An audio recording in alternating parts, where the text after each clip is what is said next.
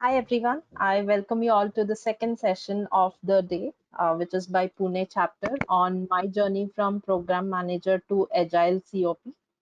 So this is been delivered. The session will be delivered by Nishant Desai. He is a management professional at ConnectWise.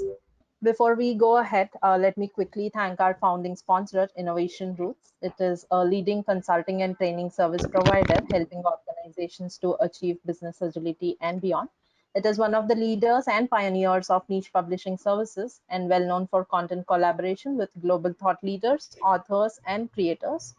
For more information, you may refer to our website www.innovationroots.com. I would also thank our sponsor, Gile. Gile is a product offering from Tata Consultancy Service Limited. It is a purely cloud-based enterprise planning, agile planning tool along with DevOps capabilities. Enterprises can use Gile to adopt agile practices or scale across multiple Scrum and Kanban teams using enterprise scaling frameworks such as Safe, Disciplined, Agile, Less, and more. You can try out Gile for free up to 20 users for 30 days by signing up at gile.io, or you may reach out to us for more inquiries or exclusive product demos. Check out the Gile page on Agile Network India website, and also the link is posted on the chat box. Quick do's and don'ts for all our participants. I request you all to join 5 minutes before the start time and use high quality speakers or headphones for better sound quality. Request you all to keep your microphones muted and videos disabled, as this may cause disturbance and bandwidth issues. Questions will be taken via chat box. At any point of time, you may enter your questions in the chat box, and at the end of the session, the facilitator or moderator will help and read out few questions for you as per the time availability. I would highly recommend you all to fill in the feedback form after the event, which will help us understand more about event management. We appreciate your cooperation, and with no further delay, let me call upon the facilitator of Pune chapter, Prashant Gulwadi, and the speaker on microphone and webcam. Over to you, Prashant. Thank you, Navina. I'm Prashant Gulwadi here, representing the Pune chapter. I thank Agile Network India and the Agile team for giving us this platform today. Uh, Nishan Desai will be talking about his journey, how he has moved from program management to Agile COP.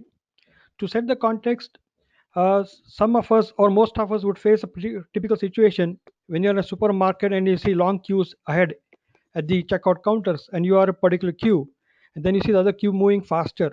Do you want to make that change? Do you feel that queue will go faster as it continues to be, or does that queue get stuck up and you wish that you had come back here? So keeping that analogy in mind, Nishan decided to speak about his experiences moving from the program management function to the agile COP function. Over to you, Nishan, and good luck for the session. Thank you, Prashant. Thank you for setting the context. Thank you, Navina, for introducing as well. So let's get going. Good morning, everyone. Thank you for joining this session. First thing first, thank you for taking an interest in knowing the journey, and I hope towards the end of the session you'll have some takeaways which may help you as well if whenever you want to make a change in your career. As far as this session is concerned, I think a couple of months back when I was talking to people in Agile Network India, they found my profile quite interesting, and they said, "Why don't you share your journey with everyone so that many people across the industry in some point in time are interested to change or say take a paradigm shift in their career as well." So why not to share that? And I said, why not? I mean, I have an interesting journey that I can definitely share. What I'll also do while I share my journey for next 40-45 minutes is that I'll walk you through some anecdotes as well, such that it helps you that at that particular situation, how it sets the context of what I'm going to talk about. And as Navina has already set a context, if there are any questions, please post into the question and answer section. We'll take it towards the end of the session. Before I start talking about my journey, I would like some of you to put across your experiences in terms of how you changed or have you took the steps towards making even a smaller change in your career. If you can take 2 minutes and share that in our chat box, that'll be helpful. Go ahead, guys. Delivery to delivery excellence. Wow, Prashant. Thank you. Vinith. Excellent, Vinith. We'll be long-term friends for sure, Vinith.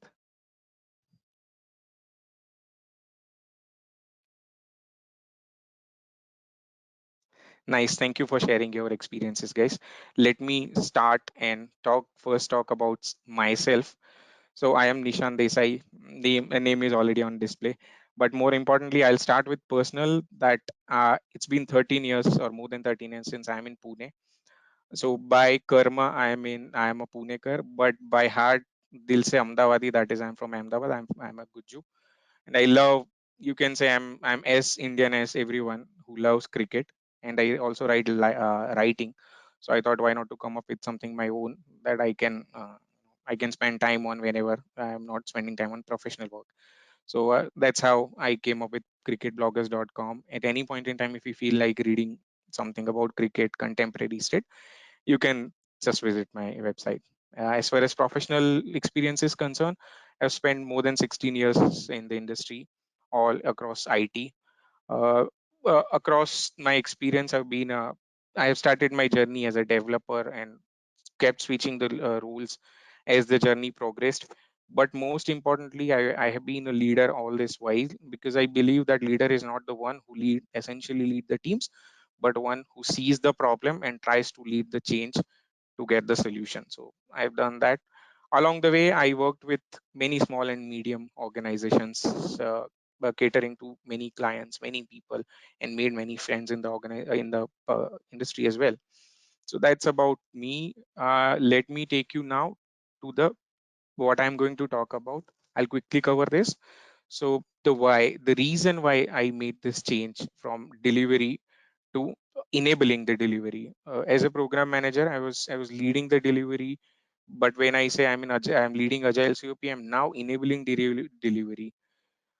A paradigm shift that I had to take when I move into this journey, my journey to Agile, the circle of practice or the COP that I'm currently leading, the road that I'm going to take ahead in my journey to Agile, or something that a roadmap I have in my mind, and few takeaways of my journey that may help all of you. Okay, so the why from program management to Agile COP.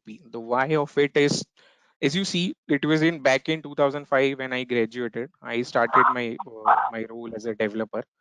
When I started my role as a developer, I wasn't in the software organization.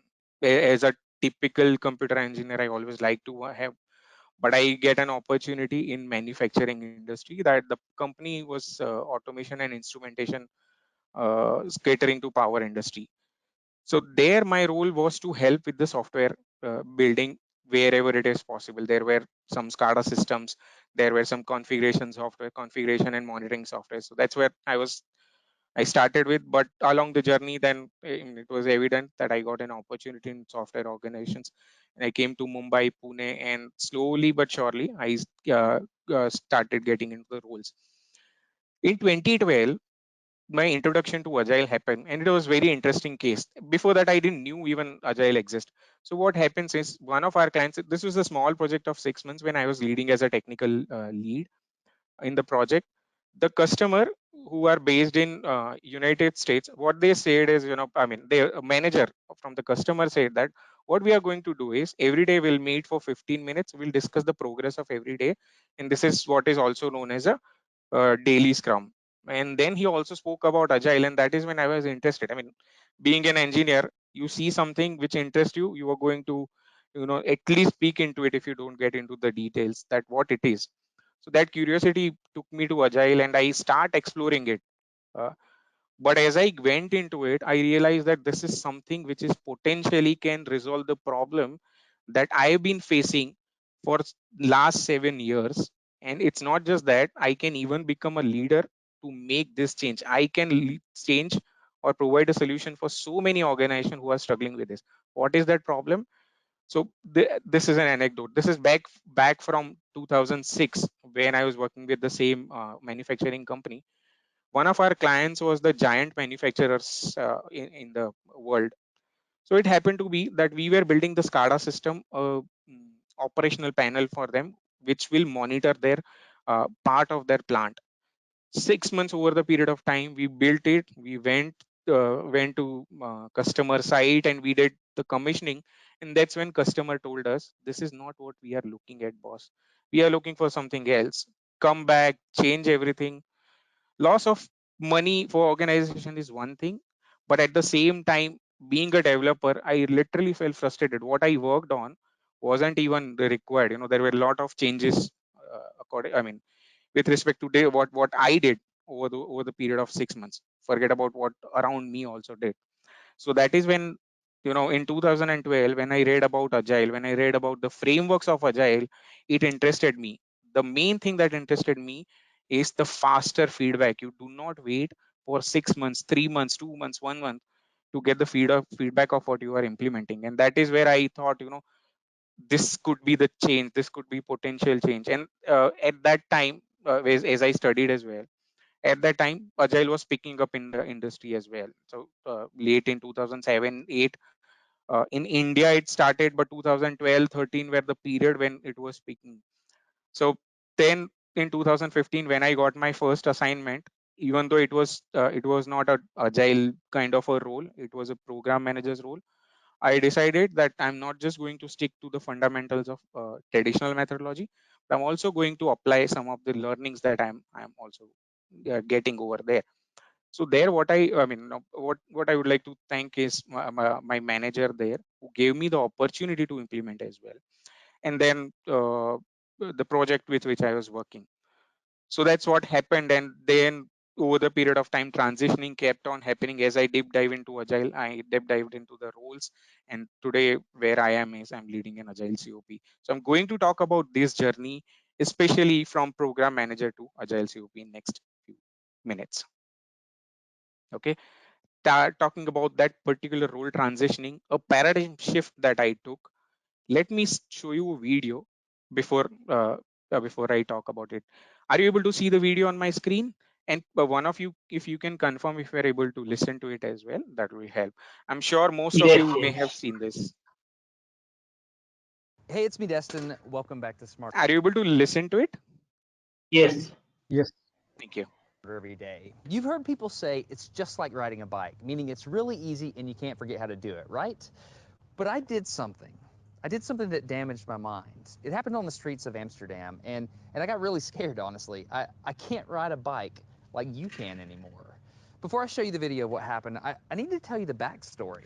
Like many 6-year-olds with a MacGyver mullet, I learned how to ride a bike when I was really young. I had learned a life skill and I was really proud of it. Everything changed though when my friend Barney called me 25 years later. Where I work, the welders are geniuses and they like to play jokes on the engineers. He had a challenge for me. He had built a special bicycle and he wanted me to try to ride it. He had only changed one thing. When you turn the handlebar to the left, the wheel goes to the right. When you turn it to the right, the wheel goes to the left. I thought this would be easy, so I hopped on the bike ready to demonstrate how quickly I could conquer this. And here he is, ladies and gentlemen, Mr. Destin Sandlin. First attempt riding the bicycle. All right. So the faster I go, the better. Yeah. I couldn't do it. So the gist is, when you make a paradigm shift, I couldn't do it at first attempt. And this journey was quite similar to me. When I took that first step, I couldn't do it. It was as simple as that. So important part here is, it was not just about say I couldn't do it, or what you need to do is more important. Okay, so what I'm going to do is, I'm going to share few of the things that I learn, what are the things which were important for my role, that how I came across that, and how I adapted those. So let me talk about the transitioning that happened. First thing first, there are a couple of things that I unlearned and learned that I'm going to talk about. Okay, so for the first thing first that I unlearned was command and control. The reason Agile doesn't say that you command and control, rather provide the servant leadership to your people. Let them make the decisions. It was very hard, believe me. Once you have power in hand, letting go of that power is very, very difficult. For example, say when I was a program manager, I would directly influence the decisions of my team. I would participate over there, and I would say this is how it should happen, rather than what I do in servant leadership. In servant leadership, a classic example of estimating either user stories or as release planning or PI planning for next 2-3 months. Even though you are in meetings, you are helping them. You do not say this is how it happens, even if you have experience. You help them make their own decisions so that they learn faster. So during the I mean, I have many PI planning experience in my last 6 years journey. So that is where I experienced this, or say that was the opportunity I take to become a servant leadership. You don't say this is how it happens. Rather, you help your people to understand how it helps, so that they make their own decisions. They learn faster. They deliver better. Another thing that I changed was one size doesn't fit all. This is a common phenomena, but when you are in command and control, you generally try to apply. Okay, this is what happened. Guys, let's try this as well.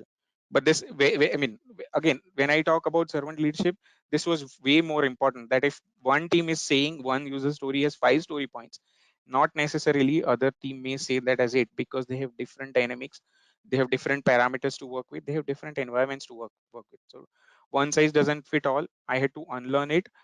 What I learned over there is, especially because of agile, that be nimble and use lightweight.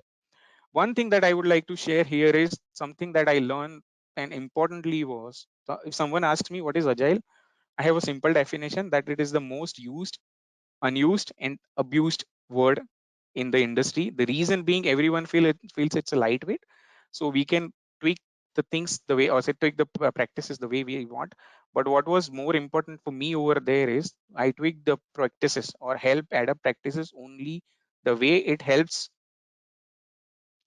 It helps the teams, the organization to become efficient. I don't just quickly pick up something and apply because there is a good practice out there. So that those were a couple of things. Then what I have to do is a soft skill, very very important. The soft skills, empathy. One of the very good things that I have learned in my recent past is, in any argument, if you do not have empathy, it becomes a sarcasm, or it definitely is a sarcasm. And I realized this when I heard this. So empathy was way more important when you are communicating with teams. So that is what the collaborative nature. Everyone says collaboration is I do every day, every day, or every time of my career I do the collaboration. But collaboration is much different when you are in a servant leadership role, right? Or you have transition from a particular role. Here collaboration means you have to reach out to everyone. So these were the nuances. As I progress in my career, I learned. How I learned? Every 6 months I sit down, I look at what I wanted to achieve in these 6 months. Did I achieve it? If I didn't, what were the mistakes I did? Where do I need to adapt? Or a simple thing, I did the retrospection of what I need to do. So those were a few things. And what important, for one more important thing, or say one probably I would say one of the best important thing, from program manager to becoming leading the agile COP, was team matters, individuals don't. The reason I'm saying that it was more important, because when you are program manager, you are looking at the KPIs, KRI of individuals. Now you'll have to make that paradigm shift, because performances, you may measure the performances of individuals, but your focus is on team deliveries are more important than individuals. So that is where the major change also came. Then importantly, being agile, doing agile, more than doing agile, it was more about being agile. When I say being agile, it's about looking at the situation, becoming a situation leadership, rather than applying what you know, rather than saying that this is how it should happen. So situation leadership uh, helped me with, when I went with adapt on the go as well. Another thing, I would say 70% of you must have seen this, is the well set QMS that you use when you are working with the traditional methodology. Quality management system, you have all the templates available, you have all the processes, practices available that you can quickly adapt in your teams as required. When you transition, or when I transition in my role, this was completely different. I didn't had the good QMS. I need to decide, I need to assess, I need to talk to team what works for them, and then adapt what is best in the industry rather than what is given in the QMS. So this were few very important things when I transitioned. Okay. And more the most important thing, as they say, that Saurav Ganguly had it not been for Saurav Ganguly, Irfan Pathan wouldn't have been a bowler that he is today. And for me, it was the same thing. The organizational support was tremendous. My immediate manager was so open that I got to apply those practices, or say agile practices, even in traditional methodology. Say for example, the user story building, right? Since we were not in agile practices, we didn't used to do that. But I said, why don't we try this? Why don't we try daily scrum? Believe me, the moment we shifted to the user story phenomena, people were so happy because they were getting the clarity of requirements or nuances of the clarity. Otherwise, they were all left on their, or say development QA members were left on their mindset of understanding the requirement and implementing it, and over the period of time realizing, okay, this is what not it was. For example, let me share you another anecdote. This was between 2012 to 2015. One of our Japanese customer, it used to be that the again the business analyst person would come here for continuous 2 to 3 days. We will sit into the meeting room, go through 50, 100 pages requirement document, understand it. We all will understand according to what we have understood. Though we clear the requirements, for rest of the 6 months we are left on ourselves to implement. The best help we can get is to communicate to the customers through your on-site coordinators, but you know the limitations over there once your customer is not in front of you, right? So we used to struggle over there. We implement something and it may not be the way customers was looking for that. So even that is what also helps. So in 2015, when we made this change of users to creating user stories and getting the nuances cleared, it was very, very helpful. So the organization support was very, very important, very helpful. So it is always important that you get that in your careers as well. So whenever you are looking to make a transition, look around you, look around for the support where it can come from if you want to do something. So that was important for me. So that was more from the transitioning aspect of my journey. Let me now take you through the my journey of how I came from program manager to leading agile cop. Okay, the first thing first, if you want to make a change, as I said, I had decided back in 2012 2013 that this is something that cannot just resolve my problem, but I can also be a person who can help organizations or say teams resolve this problem as well. But what if I want to become that person who resolve that for organizations or for that for the teams? I need to find the way where I can go, because if I'm a Ravichandran Ashwin who started a career with as a batsman, if I want to become world's best spinner, I need to find out where I can start from, and that's what happened. So at the similar time, I was looking for what is the entry point. I researched a lot, and that's where I got to know that probably the Scrum Master's rule is the best important thing that can help me get going into this journey. Why Scrum Master? Because Scrum Master's role is associated with the people at 0 feet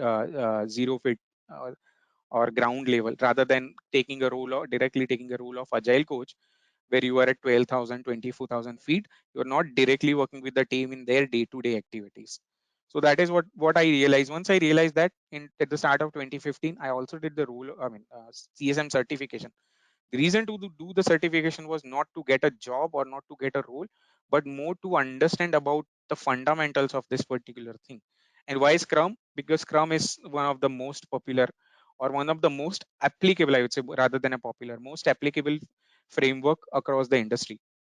So I did that certification, which will actually give me those fundamentals to implement even when I was a program manager. I knew the nuances that I can apply as well. So I did my CSM certification. Then I become a Scrum Master. The moment you become a Scrum Master, you start implementing the practices. You get to know the nuances of day-to-day workings and how that role can be applied. So that is when I would say I was designated Scrum Master when I was working as a program manager, but when I was implementing the practice as well. Even in your organizations, you must have seen a lot of people who are either dev, who are the QA, program managers, project managers, doing the additional role of Scrum Master. Those are the ones we call as a designated Scrum Masters. But eventually I wanted to get into my ladder where the career that I wanted to progress. So I looked for the dedicated Scrum Master's role. So back in 2016-17, I got this opportunity to become a dedicated Scrum Master. Once I became a dedicated Scrum Master, field was all mine. I had the freedom to fully concentrate on those practices that will eventually help me get to my ladder, as well as help it would also help organizations teams transition. And believe me, my journey of last 5 years has been tremendous. Those first 10 11 years and 5 years have been completely different. I really feel good about it that the decision I had made, I found entry point, I get into the role, and now I'm transitioning into where I want to go. The important role of dedicated scrum masters come to help you get to know the ground level realities of how teams work. So having doing estimation of 5 story points and why those 5 story points are completely different. So once I got to learn that, I then became agile coach, and once I was an agile coach, leading agile cop came as a natural phenomena, because over the period of time we also realized the values of implementing. Organizations also realized the values of implementing it as well. So then we went into it and uh, become I got a chance to lead the agile cop.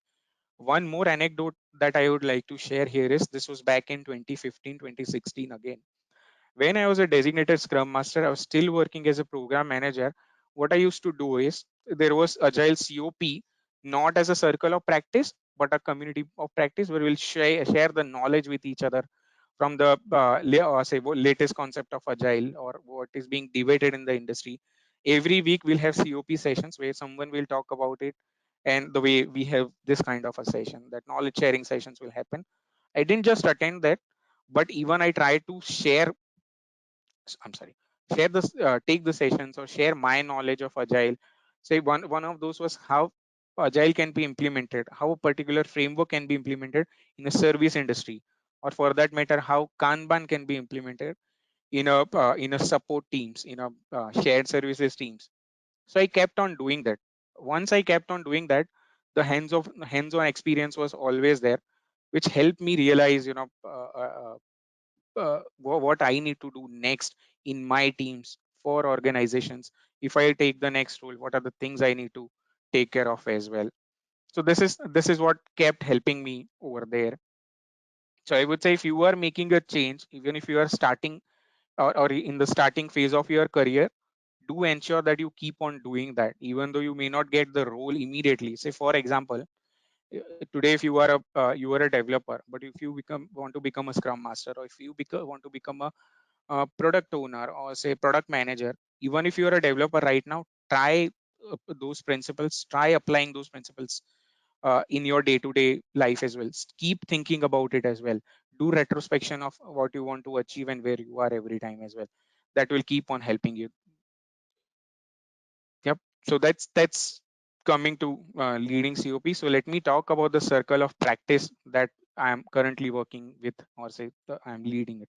The first thing first, I'm going to start is from the top, that is the purpose. why why we needed the circle of practice. Sorry. The reason we needed circle of practice was, as I said, once I got my role of dedicated scrum master, the way I implemented, and along with me there were few more scrum masters as well, we tried implementing certain things, or say agile for that matter, in certain teams. The organization, the other projects could see the benefits immediately. Within the 6 months, it was evident that we were getting faster feedbacks from the customer with respect to the other projects. Then we were able to we were with the retrospections, we were able to understand teams pulses, right? That how teams, how individuals are feeling. The moment you do that, you can quickly take the action so that you can reduce the attrition, which was very very helpful for us over there as well. So once the project started realizing this, we thought it's a time we need to expand. And if we need to expand, we need people to go up. So then the role of agile coach, and then establishing our circle of practice as well. The team I talk about, I currently we are a team of 12 members, scrum masters and agile coaches along with me. We are helping at least 300 colleagues over several teams to transition at the team level. And now we are also going to start the practices at organization level. The difference between team level and organization level is, when I say team level, you start from the bottom and go to the top and change the mindset. But when you come to organization, you need to get those trainings, you need to get those mindset change even from the top level. So one of the very interesting thing that we do is lean portfolio management. Many of you who are already doing the concept of scaled agile, you know how lean portfolio management is implemented at the top layer of scaled agile, right? But even to do that, that mindset is very important. So when we are going to implement this concept of lean portfolio management, where everyone, or say product teams, brings in their ideas, we make the blueprint, and then we get into the PI planning. This is going to be important as well. So we realize this, that if we want to do that, we need to have some core practice, or say some core team that can help us do that. I'm sorry. So we thought to expand, and this is where our team are. The next is the roadmap in the circle of practice that we have right now is, in our circle of practice, we something that I already talked about. One is setting up a PI planning, or doing a blueprinting and effectively doing it, lean portfolio management. But we are also planning to bring in the architects, bring in, say, mindset to other teams which are still not on that particular on agile practices, or they are not implementing. Some of they are implementing, but they are implementing partially. When I say partially, it is about designated scrum masters. So one of the QA or development team member, or even product owner, doing that additional role of scrum masters. We want to implement these practices, or say full agile, over there as well. So we are going to expand over there as our organization expands, and we are going to hire more people. We will have new teams. Even there, we are going to need people who can help transitioning. So we have a very clear roadmap for next 1.5 year. The challenges along the way that we have come across are various, but the most important challenge that I would like to talk about is changing people's mindset. There are two types of cases here. Let me talk to you through the anecdote. Okay. So one thing is, as I talk about moving from traditional to agile, when you have I mean, a lot of people have a mindset coming from the traditional background, that they wait for instructions, especially at the team level, junior members. They wait. If I have a problem, if I'm not getting someone to resolve, I'll just wait for some time. Changing that mindset, that you should not wait. There are we create forums across teams. We forum across the sorry share create the forums across the technology practices, so that you can quickly put it and get your feedback. If you are implementing, if you need some feedback from product owners, quickly get those feedbacks. Don't wait for 2 weeks, 3 weeks to get the feedback. Changing this mindset was very important for us, and that we have seen as the major challenge. Then implementing the practices. Okay. Because it is important that implement those practices which make the teams efficient. They do not just make team or keep team inefficient, and you implement just because there's a good practice in the industry. I think I spoke about it. So you don't do that. This was very important. Before you implement any practice at any team or organization level, assess it thoroughly, assess it end to end.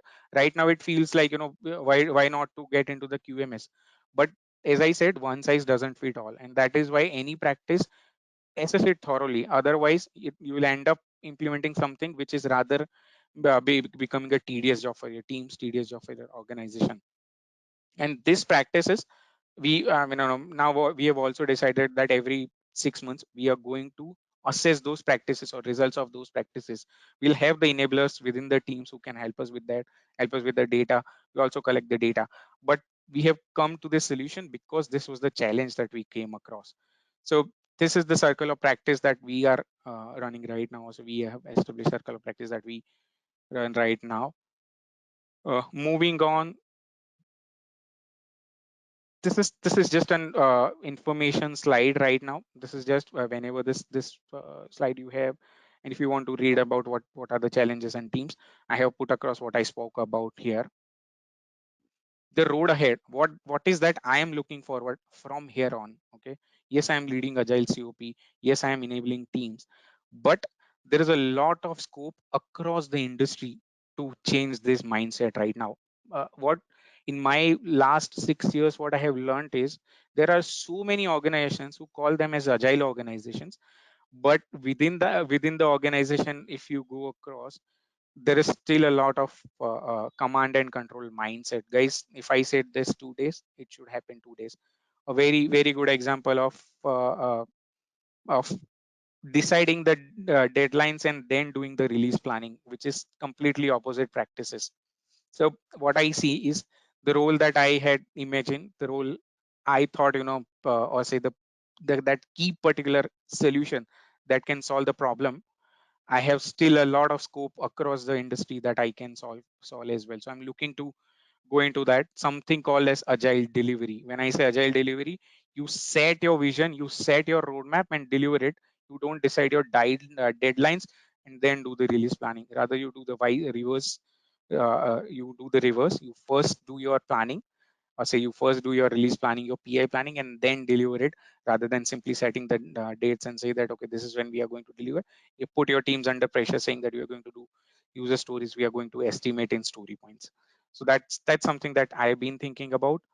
And possibly my last talk is about key takeaways from my career, my journey of coming from traditional mindset, or say traditional methodology, to leading agile COP, or helping organizations change, or helping teams resolve that practice of getting the faster feedback, not losing their finance, not losing their time, are is what I'm going to share about. So first thing first, look for entry point. I've already talked about that. I did a lot of research.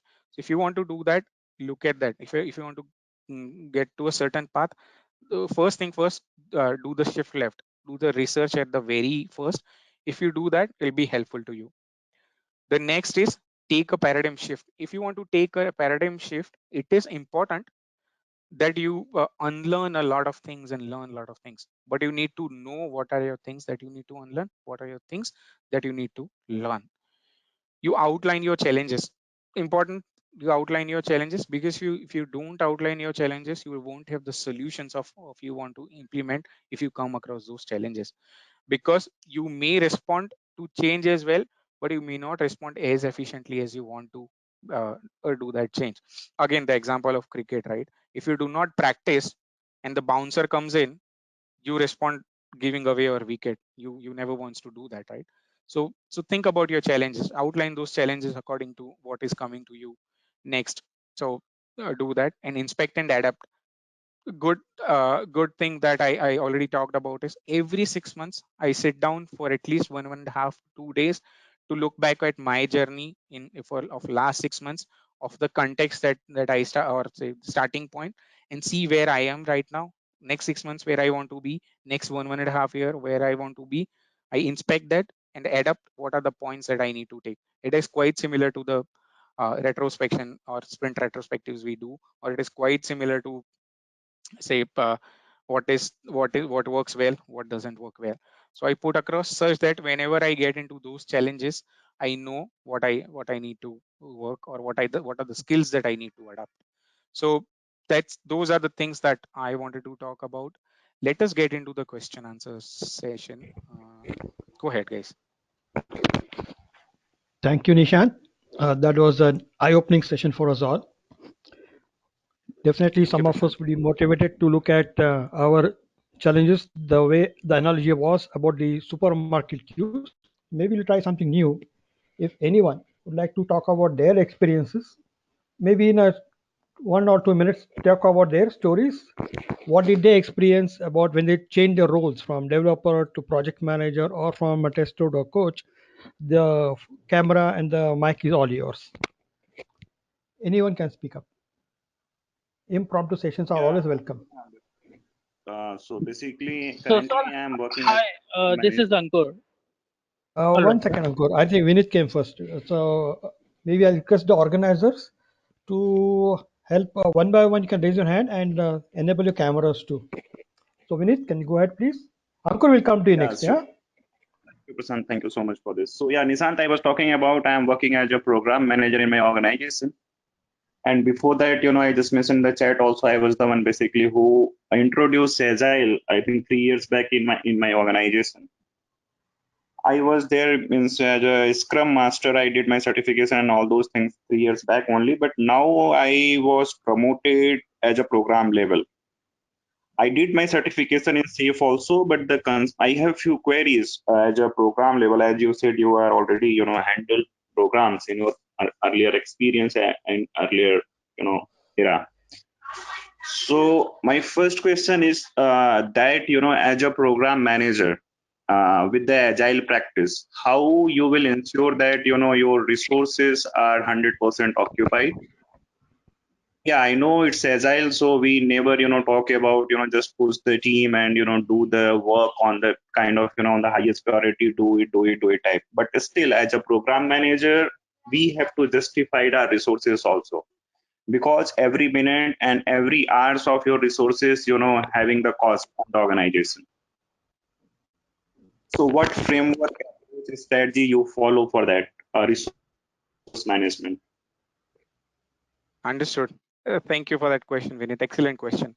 See, as far as keeping your resources as much productive as you want, the important thing is it starts from their requirement understanding itself. In my experience, what I have seen is you do not get to the you do not get the efficiency that you are looking from your teams is because you do not have clear requirements. First thing, and another thing is building the backlogs, right? Because you will see many organizations struggle to build the backlog of more than one sprint or two sprints in advance. What happens over there is people do not speak because when I say people, I'm talking about team members, development team members. They do not speak. Once they get into the sprint, they realize that okay, I have so many requirements unclear. But why those requirements are unclear? Because they do not have a vision of next what 1 2 sprints what they are going to work upon. The moment you give that clarity, the moment you start getting the good quality requirements, good quality backlog for them, you put uh, clear vision for them, clear roadmap for them. I'm sure you will get the maximum out of your teams. As far as individuals are concerned, if you're looking at getting maximum out of your individuals, I would say create a team environment where everyone is happy to help each other. You will see a lot of people like a very interesting thing we did recently was to create a content around what not to do in sprint review. You will see that in sprint review only certain people will be giving the demo of a particular story, or only certain people will be reviewing those stories because only they feel that we are good and other may not do the justification. So it is important that you create environment for everyone. There are so many things to do it. Team building, though team building is one of them, there are you give them opportunities to lead the practices. For example, in our organization, what we do is 1 or 2 years members, we give them sense of ownership by giving simple practices to lead. Say for example, it is about creating a deck of our teams, or say our project for sprint review. So we give that responsibility to one or say coordinating that activity rather to 1 year experienced person. That person feels so empowered that I'm responsible for this, and that's a very simple. So what happens is they feel the moment they feel empowered, the moment they see this environment, they will try to give their best as well. This is these are small things that you can do that will ensure that they are giving the best, because they have a sense of responsibility at one place, that is automatically going to spiral down into whatever they are doing. Okay. Sure. Just associated with this only, Nissan. So my point is that as a program manager, you would have 2 to 3 teams at least, two Yeah, to yeah. three Scrum teams, I would like to say. So, how you will means manage the costing. You have to update your stakeholders or management about the costing, which is might be at sprint wise or monthly or quarterly. How you calculate what was the template or basically tools you use for that in agile? Understood your question from the concept perspective. I'll try to keep it as short as possible. So we have created our own model, which is combine of what couple of things that we are doing. One is to have our release planning based on what is our velocity. Okay, use the historical knowledge and do the release planning for 3 months, for next quarter, for next 6 months, how much we'll be able to deliver. And you have costing based on story points. Okay, So the team, how much that team will be able to deliver, that will give you the cost of what is the 3 months next, 3 months, 6 months down the line. So we have developed our own model, which is based on the story, costing based on the story points. Thank you, Nishant. Ankur, you are next in line. Then we take up a question from Rohit on the chat box. Ankur? Yeah, hi. Thank you so much for giving me opportunity. This is a great session. I'm working as a project manager in IT firm, and I have a question regarding that. Somewhere, a few of the Scrum Master, they are managing their Scrum. They found that the once user stories carry forward to the next sprint, then what will be the happen if we carry forward the same user stories in the next sprint, the current sprint or maybe previous sprint where it has been carried forward, it is still open until unless the user story not been closed. So what is the actually process would we do that if the user story getting or can we split that user stories with the same title, or is the right way to do that? So In this is my fact, question. I understood, Ankur. So what you are talking about is specifically user story spilling over, right? Right. Okay. Yes. So in that case, do not split your stories. Rather than try to understand why your teams are not able to deliver stories. Mostly your answer will lie in the estimation or their requirement understanding. That what they are either underestimating their work, say in terms of user stories that I'm talking about, or they are not understanding their user stories requirements clearly in such a way. Once they are into the implementation, they are realizing this is much more work than what we were anticipating as a requirement, because of which the estimation expands and your stories start getting into the next. So your answer should lie into requirement understanding and estimation. Nishant, can I add something All here? right. Sure, Ankur, Prashant, go ahead. yeah. See, Ankur, when you're saying your user story is getting spilled over multiple sprints, I'm not Yes. clear whether you're working on it and postponing it or just putting on hold and then spilling over. Yeah. So if you're No, working on it and sometime it can be hold and it will spill over because we are not decided that maybe it can be considered in the next sprint, and also because it is on hold during the sprint, not from the starting yes, of the sprint. That is the that's reason. the clue I was looking for. Excellent. That's the clue I'm looking for. If it's on hold, that means something is not right in the definition of ready itself. So before you take up a user story in a sprint backlog, you need to ensure that your terms of definition of ready are reasonably addressed, so you can go into the sprint and there are no hiccups and impediments there.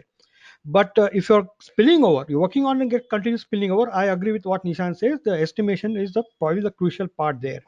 Yeah. If you have any other questions, Ankur, we'll take it offline. Just closing the session here, we'll take up a question from Rohit Joshi sometime back. He'll post it. I'll read out his question. Nisha, can you take a look at that? I would like to know how can we maintain cadence in between inspect and adapt journey to grow intellectually in agile? Wow, nice question, Rohit. Yes, excellent. Uh, Rohit, would you mind giving some more context to this question? Hi, Nishan, sure. So as we know that like in this agile journey, change is constant, and these changes keep changing, and also we need to be more proactive um, to gain the knowledge in this field. So that's why I just want to know like how can we maintain the flow of what is happening all over across the globe with respect to this agile journey. So as we know, you have mentioned that in the fourth parameter in the key takeaways, incept and adapt. So I just want to know like how can we first know what is happening across the globe, and also how can we inspect and then adapt. Yeah. Understood. Thank you. Excellent question, Rohit. So the best answer, or the answer that I have got for this, is the social media. It could be LinkedIn, it could be Twitter, it could be WhatsApp forums. Believe me, this has been my best source of learning. Google, YouTube, Google is our god, anyways. But YouTube videos. But even to look at the YouTube videos, you need the concepts, what is happening in the world.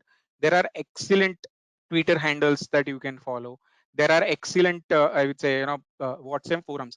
So every month I ensure that I attend at least one session.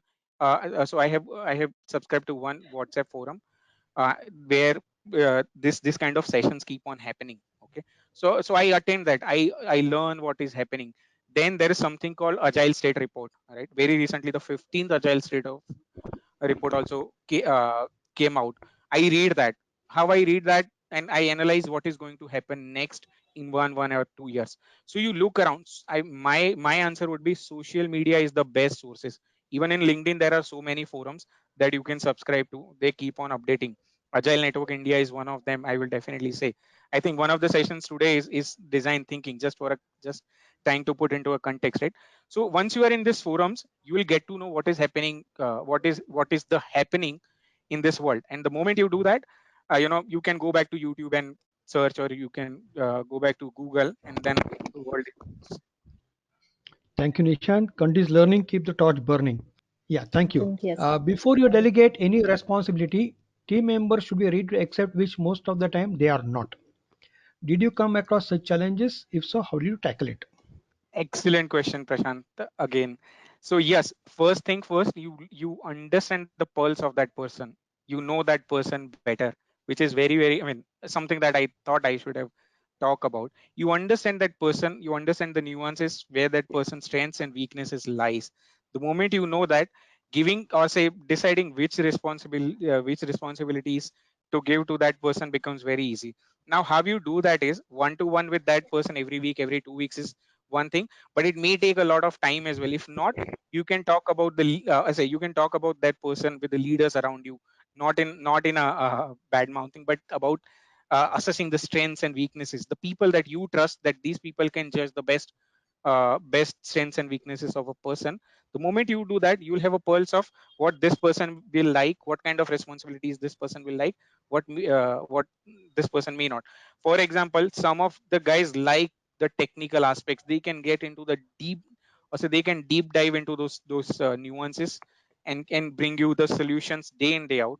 Others may not. They may like to lead the teams. For example, they like management. I'm just taking a very high level example. The moment you realize that this person is more intended towards this, you can give them that kind of responsibilities. The one who are in want to go for the technical, you can ask them to come up with new concepts that we can implement in the project, and you will see that they are very happy to take these responsibilities. Thank you, Nishant, and thank you, ANI, for giving the extra time. I'd like to thank the audience for their excellent questions and participation. And Nishant Desai, on behalf of the Agile Network India community, we thank you for your time to put this content together and share your experience with us. We look forward to work with you again. And thank you and bye-bye.